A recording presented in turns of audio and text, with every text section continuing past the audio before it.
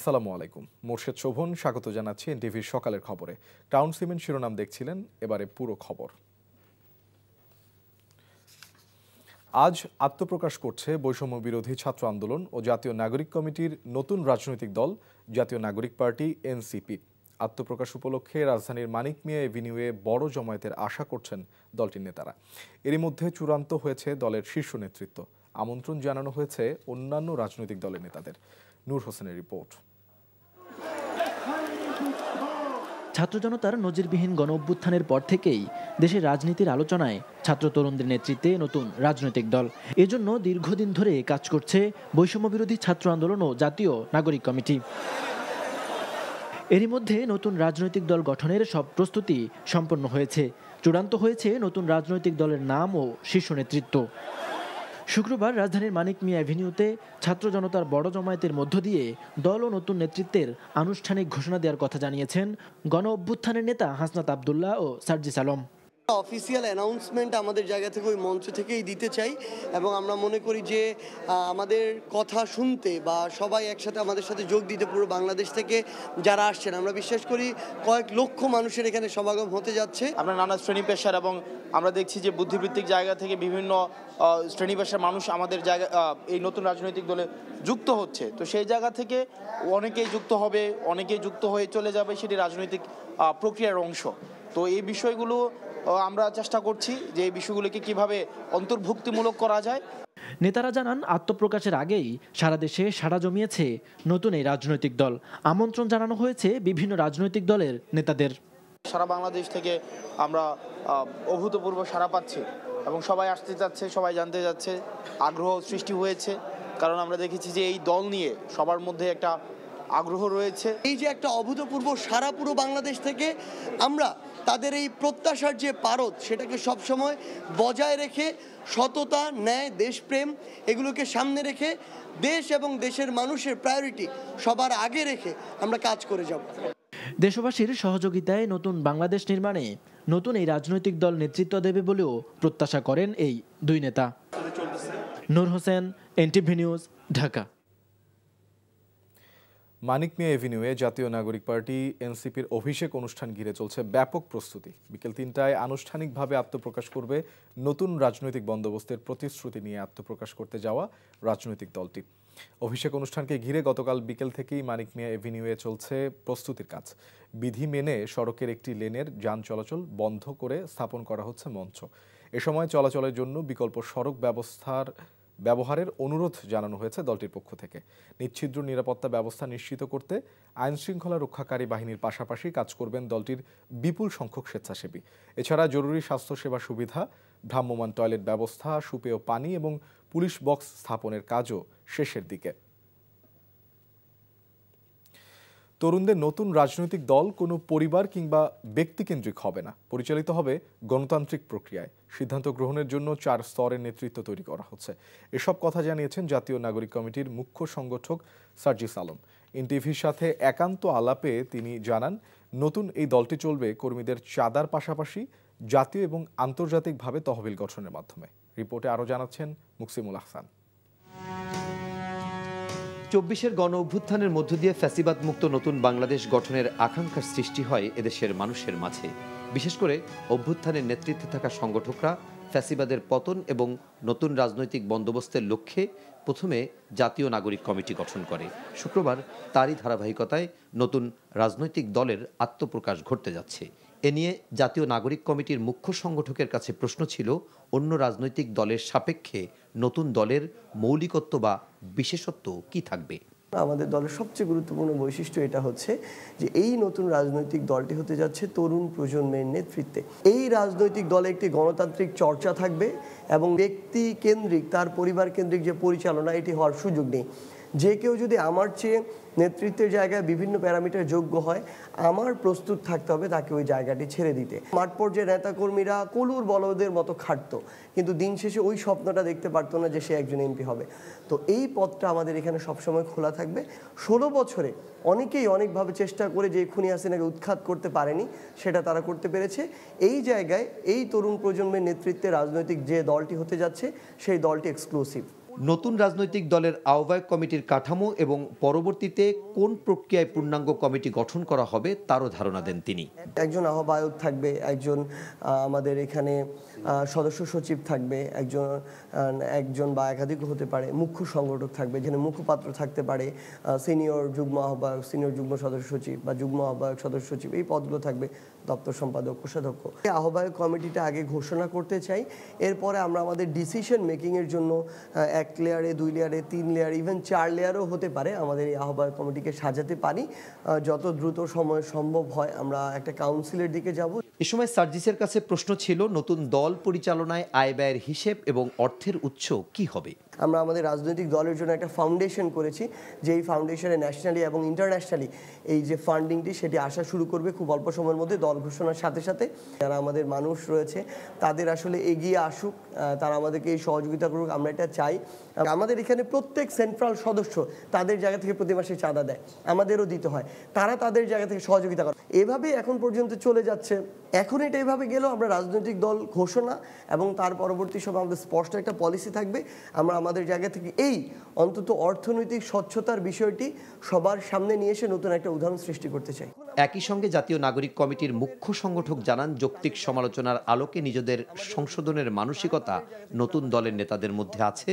তরুণ প্রজন্মের দেশপ্রেম, সাহস এবং ইতিবাচক পরিবর্তনের মানসিকতাই হবে নতুন রাজনৈতিক দলের মূল শক্তি। Muksimul Hasan, NTV news, Dhaka. ফ্যাসিস্টদের দোসর ও দেশের শত্রুরা গণঅভ্যুত্থানের অর্জনকে নৎসাৎ করার চক্রান্ত করছে উল্লেখ করে ইস্পাত কঠিন ঐক্যের মাধ্যমে তা প্রতিহত করতে সবার প্রতি আহ্বান জানিয়েছেন বিএনপি চেয়ারপারসন বেগম খালেদা জিয়া। প্রতিহিংসা, প্রতিশোধ ভুলে দেশকে উন্নত, বাসযোগ্য ও গণতান্ত্রিক রাষ্ট্র হিসেবে গড়ে তুলতে দেশবাসীর প্রতি আহ্বানও জানান তিনি। বিএনপির বর্ধিত সভায় লন্ডন থেকে ভার্চুয়ালি যুক্ত হয়ে এসব বলেন বেগম খালেদা জিয়া। ইমরুল আহসানের রিপোর্ট। প্রায় 6.5 মাস পর রাজনৈতিক কর্মসূচিতে বক্তব্য রাখলেন সাবেক প্রধানমন্ত্রী ও বিএনপি চেয়ারপারসন বেগম খালেদা জিয়া। উপলক্ষ দলের বর্ধিত সভা। ফ্যাসিস্ট মুক্ত বাংলাদেশে দীর্ঘদিন পর কেন্দ্র ও তৃণমূলের নেতারা একত্রিত হতে পেরেছে উল্লেখ করে ফ্যাসিবাদ বিরোধী আন্দোলন ও জুলাই আগস্টের গণ অভ্যুত্থানে যারা শহীদ হয়েছেন তাদের প্রতি শ্রদ্ধা জানান তিনি। বেগম জিয়া বলেন, চিকিৎসার জন্য যুক্তরাজ্যে অবস্থান করলেও সবসময় তিনি দেশের মানুষ ও দলের নেতাকর্মীদের পাশেই আছেন। দ্রুত গণতান্ত্রিক ব্যবস্থায় ফিরতে অন্তর্বর্তীকালীন সরকারের প্রতি আহ্বান জানান তিনি। দেশ আজ এক সংকটময় সময় অতিক্রম করছে। আপনাদের এবং ছাত্রদের সমন্বিত আন্দোলনের ফলে ফ্যাসিস্ট শাসকেরা বিদায় নিয়েছে। একটা অন্তর্বর্তীকালীন সরকার গঠিত হয়েছে। তাদের কাছে জনগণের প্রত্যাশা, রাষ্ট্র মেরামতের ন্যূনতম সংস্কার দ্রুত সম্পন্ন করে গণতান্ত্রিক ব্যবস্থায় ফিরে যাওয়ার জন্য সকলের কাছে গ্রহণযোগ্য একটি নির্বাচন অনুষ্ঠান সম্পন্ন করা। বেগম জিয়া বলেন, ছাত্র জনতার গণ অভ্যুত্থানের অর্জনকে নস্যাৎ করার চক্রান্ত অব্যাহত রয়েছে। এ বিষয়ে সবার ঐক্য ধরে রাখার আহ্বান জানান তিনি। এখনো ফ্যাসিস্টদের দোসররা এবং বাংলাদেশের শত্রুরা গণ অভ্যুত্থানের মাধ্যমে প্রাপ্ত অর্জনকে নস্যাৎ করার জন্য গভীর চক্রান্তে লিপ্ত রয়েছে।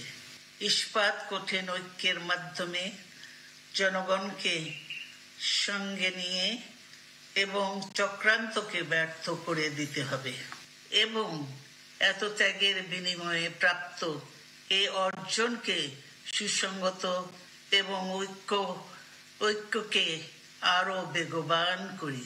সর্বস্তরের মানুষ, বিশেষ করে তরুণ সমাজ আজ এক ইতিবাচক গণতান্ত্রিক পরিবর্তনের জন্য উন্মুখ হয়ে আছে।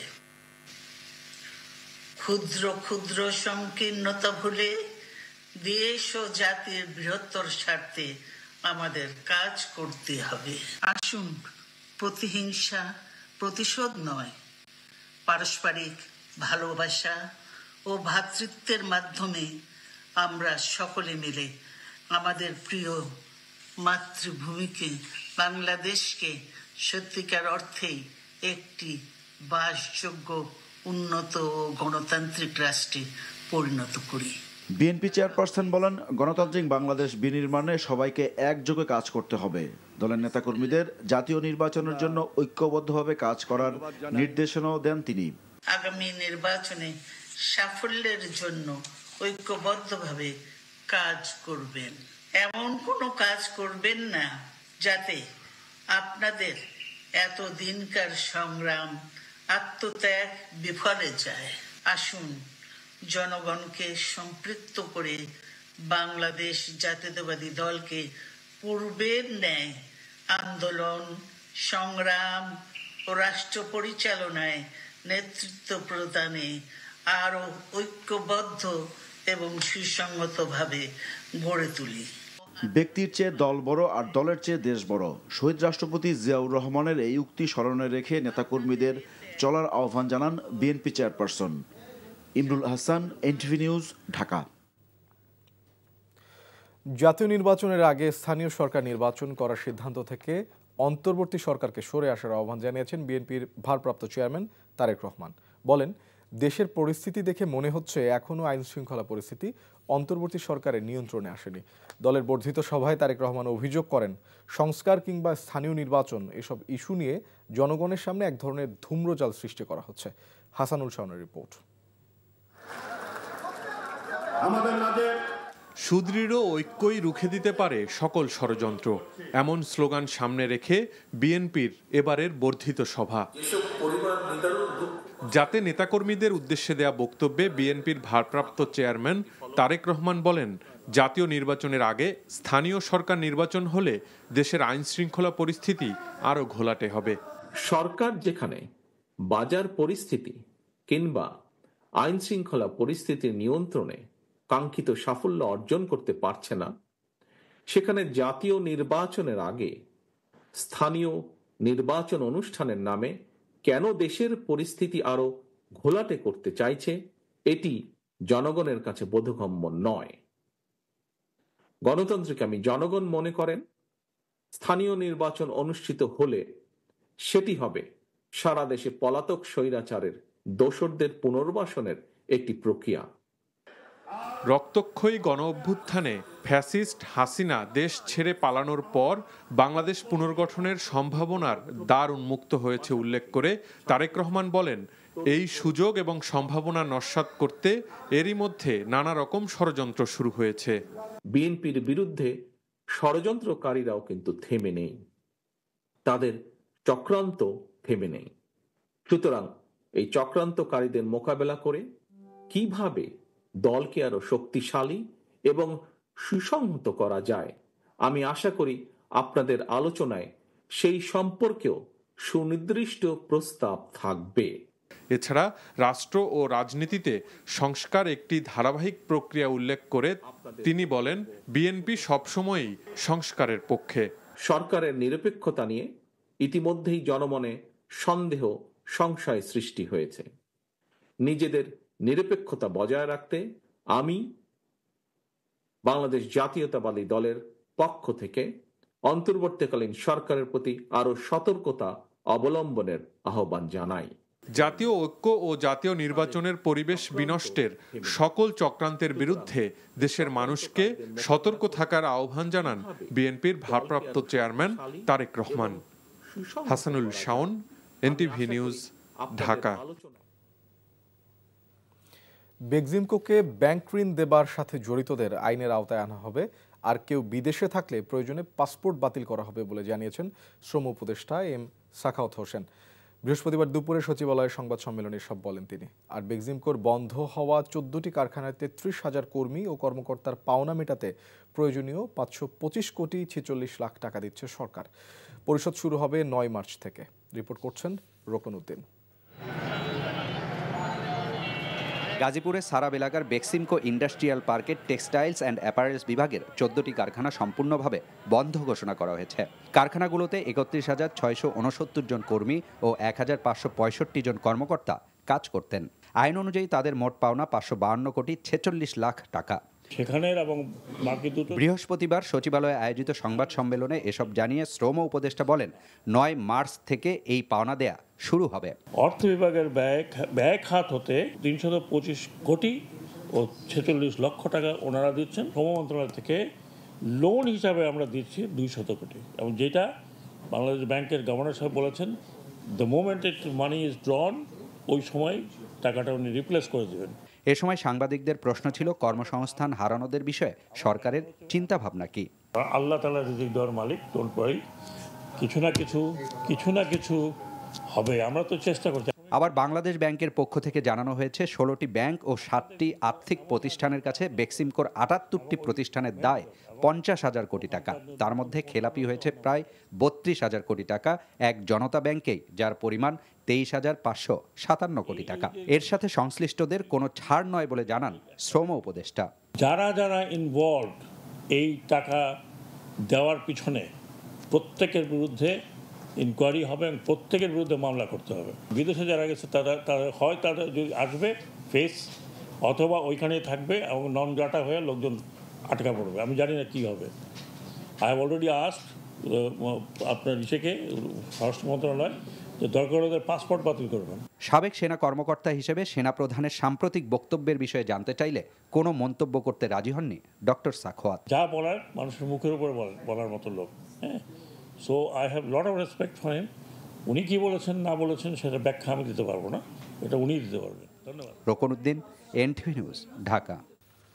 কক্সবাজারের টেকনাফে নাফ নদ থেকে ধরে নিয়ে যাওয়া ২৯ জেলেকে ফেরত দিয়েছে মিয়ানমারের বিদ্রোহী সশস্ত্র সংগঠন আরাকান আর্মি। বৃহস্পতিবার সন্ধ্যায় তাদের নিয়ে পৌরসভাস্থ টেকনাফ মিয়ানমার ট্রানজিট জেটি ঘাটে পৌঁছায় বিজিবি। এদের মধ্যে ১৪ জন রোহিঙ্গা ছিলেন। তারা টেকনাফ উখিয়ার বিভিন্ন ক্যাম্পের বাসিন্দা। পরে বিজিবি সদস্যরা স্বজনদের কাছে হস্তান্তর করে জেলেদের। বিজিবি জানায়, নাফ নদে মাছ ধরতে গিয়ে জেলেরা বিভিন্ন সময় বাংলাদেশ মিয়ানমার সীমান্তের শূন্য লাইন অতিক্রম করে মিয়ানমারের জলসীমায় ঢুকে পড়েন। মিয়ানমারের আরাকান আর্মি অনুপ্রবেশের দায়ে নৌকাসহ ২৯ জেলেকে আটক করে নিয়ে যায়। এরপর থেকে বিজিবি ও আরাকান আর্মির যোগাযোগের মাধ্যমে জেলেদের উদ্ধার করা হলো।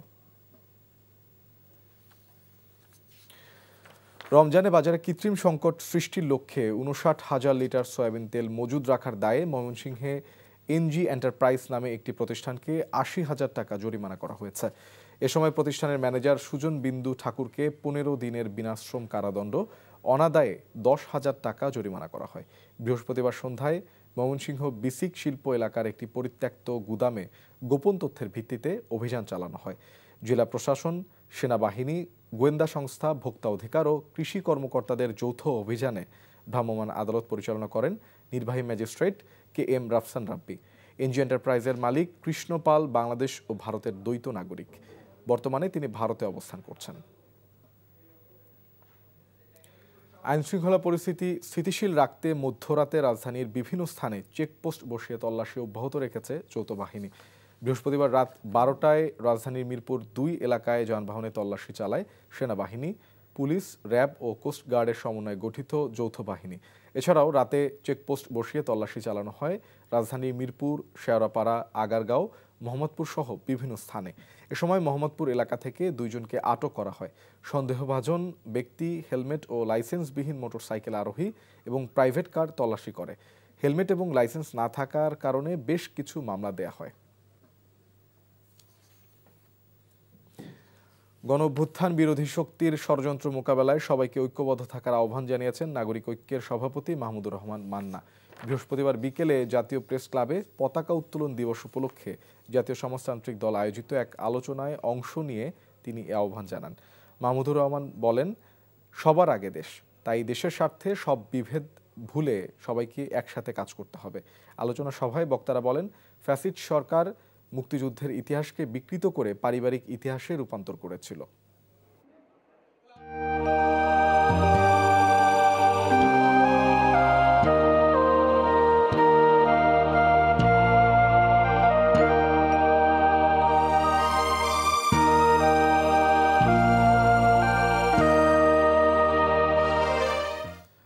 আজ শেষ হতে যাচ্ছে অমর ২১শে বইমেলা।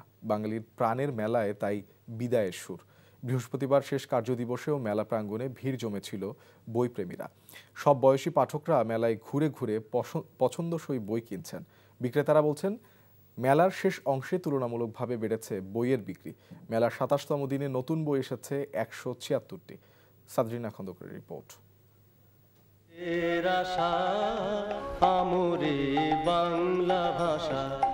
ফেব্রুয়ারি মাসব্যাপী আয়োজিত অমর একুশে বইমেলা বাঙালি সংস্কৃতি, ভাষা ও সাহিত্যের অন্যতম প্রধান উৎসব। মেলার শেষ মুহূর্তে সাহিত্যপ্রেমীরা ছিল পছন্দের বই কেনায় ব্যস্ত। বইপ্রেমীরা বলছেন, বইমেলা এক ধরনের উৎসব। এই মেলায় বইয়ের প্রতি ভালোবাসা হয় আরো গভীর।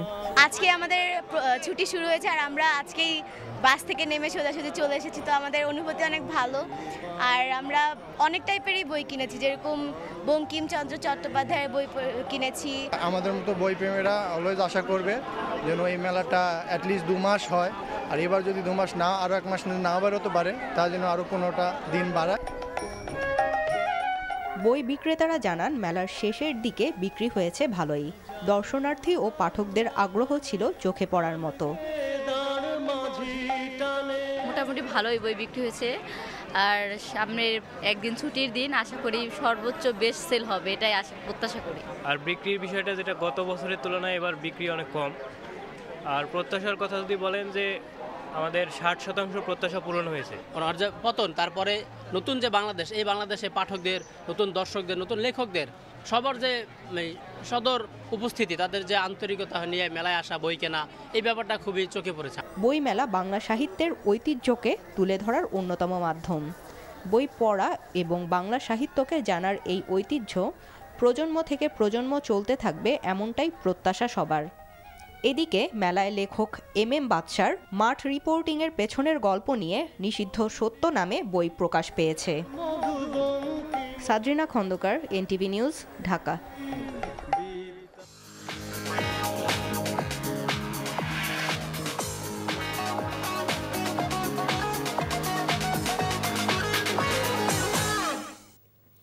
এবারে মার্কেন্টাইল ব্যাংক অর্থনীতির খবর। রমজানে ৩ লাখ মেট্রিক টন সয়াবিন তেলের চাহিদার বিপরীতে ৩,89,০০০ মেট্রিক টন আমদানি হয়েছে বলে জানিয়েছে ভোক্তা অধিকার সংরক্ষণ অধিদপ্তর। রমজানকে ভোক্তাদের জন্য স্বস্তিদায়ক করতে সরকার প্রয়োজনীয় ব্যবস্থা নিয়েছে বলেও জানিয়েছে সংস্থাটি। বৃহস্পতিবার সকালে জাতীয় ভোক্তা অধিকার সংরক্ষণ অধিদপ্তরের কার্যালয়ে সংবাদ সম্মেলনে এসব কথা বলেন সংস্থাটির মহাপরিচালক আলিম আখতার খান। তিনি বলেন, বাজার স্থিতিশীল রাখতে তদারকি টিমের সংখ্যা দ্বিগুণ করা হয়েছে। রমজান ঘিরে নিত্যপণ্যের পর্যাপ্ত আমদানি ও সরবরাহ স্বাভাবিক থাকায় দাম নিয়ন্ত্রণে থাকবে বলেও আশা প্রকাশ করেন তিনি। মহাপরিচালক বলেন, পর্যাপ্ত পরিমাণে ভোজ্য তেল আমদানি হলেও কিছু ব্যবসায়ী বাজারে তেল সরবরাহে কৃত্রিম সংকট তৈরি করে রেখেছে। এ বিষয়ে জাতীয় ভোক্তা অধিকার সংরক্ষণ অধিদপ্তর আইনানুগ ব্যবস্থা গ্রহণ করছে এবং তা অব্যাহত থাকবে। এই ছিল সকালের খবরের। এই খবরের ভিডিও সহ আপডেট জানতে ভিজিট করুন NTV অনলাইন www.ntvbd.com। এছাড়াও NTVর জনপ্রিয় সব অনুষ্ঠান ও খবরের আপডেট জানতে ভিজিট করুন আমাদের ইউটিউব ও ভেরিফাইড ফেসবুক পেজ। ধন্যবাদ সবাইকে।